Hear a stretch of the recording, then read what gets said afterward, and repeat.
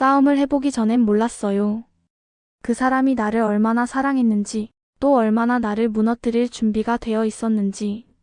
처음엔 누구나 괜찮은 사람처럼 보여요.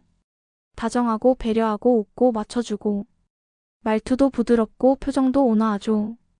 그래서 이 사람이면 나를 아프게 하진 않겠지라고 믿게 돼요. 하지만 싸움은 그 믿음을 시험대에 올려놓습니다. 딱 한 번. 단 한 번 싸워보면 그 사람이 어떤 사람인지, 어떤 마음으로 관계를 맺고 있었는지 확실하게 드러나요. 어떤 사람은 화가 나면 침묵해요. 단절하듯 연락을 끊고 마치 아무 일도 없었다는 듯 며칠 뒤에 돌아오죠. 그 사이 나만 수십 번 마음속에서 울고 미안해하다가 결국 내가 먼저 연락하게 되죠. 사과할 일이 나였는지도 모른 채. 어떤 사람은 화를 감정 그대로 내뱉어요. 욕설이 섞이기도 하고 과거 얘기를 꺼내고 넌 항상 그래 같은 말로 나를 무너뜨리죠. 그리고는 말해요. 내가 말이 심했지. 근데 너도 잘한 건 없잖아. 그 말 한마디가 참 무서워요. 미안한 척하지만 책임은 끝까지 나눠 갖자는 그 태도. 그 싸움에서 내가 얻은 건 이 사람이 평소엔 참았던 말을 싸움이라는 핑계로 꺼낸 거라는 사실뿐이었어요. 가끔은 정말 사소한 걸로 시작되기도 해요. 그날따라 말투가 좀 딱딱했을 뿐인데 상대가 과하게 날카롭게 반응해요. 그러더니 그동안 내가 얼마나 참았는지 알아? 하고 터뜨리죠. 그동안 좋은 사람처럼 쌓아뒀던 포장지들이 그 싸움 한 번에 찢기듯 내려앉아요. 무서운 건 싸움이 아니라 그 싸움을 통해 보게 된 그 사람의 본심이에요. 평소에 다정했던 말과 행동이 진짜가 아니었다는 생각이 들 때, 그때 비로소 내가 느끼는 모든 감정은 외로움과 실망과 두려움이에요. 그래서 저는 이제 알게 됐어요. 사람을 진짜로 알게 되는 순간은 함께 웃을 때가 아니라 함께 부딪혔을 때라는 걸요. 좋을 때 잘해주는 건 누구나 할 수 있어요. 하지만 갈등 앞에서도 존중을 잃지 않는 사람은 정말 많지 않아요. 싸움을 피하고 갈등을 숨기고 그냥 넘어가 버리던 시절이 있었어요. 그게 더 나은 방법이라고 생각했거든요. 하지만 돌이켜보면 그건 서로에 대해 아무것도 알지 못한 채 시간을 보내는 일이었어요. 진짜 그 사람의 감정, 성격, 의도는 조금 불편해도 갈등을 마주했을 때 비로소 보이니까요.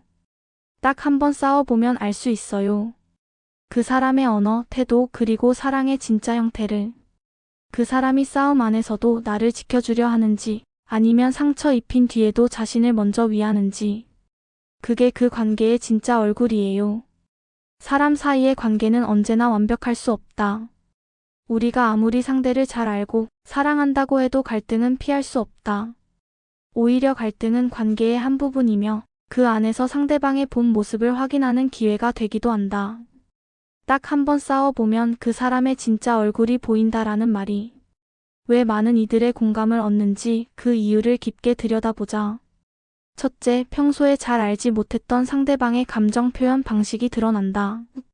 보통 사람들은 일상에서 감정을 어느 정도 억누르고 서로에게 상처 주지 않으려 노력한다. 그래서 상대가 진짜 어떻게 느끼는지 잘 모를 때가 많다. 하지만 싸움이라는 극한 상황에서는 감정을 숨기기 어렵다. 화가 나거나 속상할 때 상대가 갑자기 과격해지거나 냉정해지기도 하고 반대로 침묵하거나 무시하는 태도를 보일 수도 있다. 이때 드러나는 감정 표현 방식은 그 사람이 평소에 얼마나 자신과 타인의 감정을 존중하는지, 감정을 어떻게 다루는지를 알려주는 중요한 신호다. 둘째, 싸움은 상대방의 문제 해결 방식도 보여준다. 같은 상황에서도 어떤 사람은 대화를 통해 문제를 풀려고 노력하고 상대방의 입장도 이해하려 한다. 반면 어떤 사람은 무조건 자기 주장만 고집하거나 회피하려 하기도 한다. 이러한 차이는 서로 간의 신뢰와 존중을 쌓을 수 있는 기반이 되기도 하고 무너뜨리는 원인이 되기도 한다. 따라서 싸움을 통해 상대의 진짜 문제 해결 태도를 알아볼 수 있다면 앞으로의 관계 방향성도 가늠할 수 있다. 셋째, 싸움은 그 사람의 가치관과 우선순위를 드러낸다. 어떤 이들은 작은 일에도 크게 신경 쓰는 반면 어떤 이들은 크고 중요한 일만 신경 쓴다.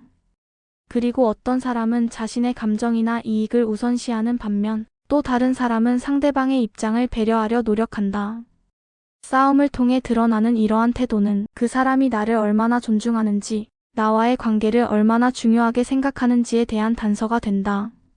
하지만 싸움에서 드러나는 모습이 반드시 그 사람의 전부는 아니다. 누구나 완벽하지 않기 때문에 순간적인 감정에 휩싸여 평소와 다른 모습을 보일 수도 있다. 그래서 싸움 후에는 서로가 느낀 점을 솔직하게 나누고 오해를 푸는 과정이 반드시 필요하다.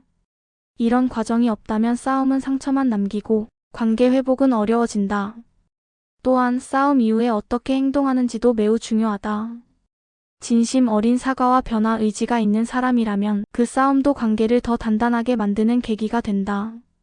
반대로 상대방의 태도가 변하지 않고 계속 같은 방식으로 갈등을 일으킨다면 그 관계는 다시 생각해봐야 할 신호일 수 있다. 결국 딱 한 번 싸워보면 그 사람의 진짜 얼굴이 보인다는 말은 단순히 싸움 그 자체보다 싸움을 통해 드러나는 태도, 감정, 행동 양식이 진짜 그 사람을 보여준다는 의미다.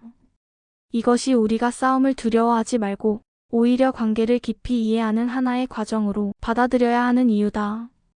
마지막으로 자신도 싸움에서 드러나는 모습을 돌아보는 것이 필요하다. 상대방만 바라보기보다 내가 얼마나 상대를 배려하고 감정을 잘 표현하는지 점검하는 것도 중요하다. 그래야 진정으로 건강한 관계를 만들어 갈 수 있기 때문이다. 싸움은 언제나 불편하다. 마주하고 싶지 않은 감정들이 튀어나오고 서로가 서로에게 낯설게 느껴질 때도 있다. 하지만 아이러니하게도 우리는 그 불편한 순간을 통해서 가장 깊은 진심과 가장 숨겨졌던 민낯을 마주하게 된다. 누군가는 갈등을 통해 더 단단해지고 더 가까워지기도 한다. 반면 어떤 관계는 단 한 번의 싸움으로 돌이킬 수 없게 멀어지기도 한다. 결국 중요한 건 싸움 그 자체가 아니라 그 싸움 속에서 서로가 어떤 태도를 보였는가, 그리고 이후에 어떤 선택을 했는가이다. 싸운 뒤에 내가 상처 줬구나 하고 먼저 돌아보는 사람, 어색함을 감수하고서라도 우리 이야기 좀 하자고 말하는 사람, 그런 모습들 안에 그 사람의 진심이 담겨 있다.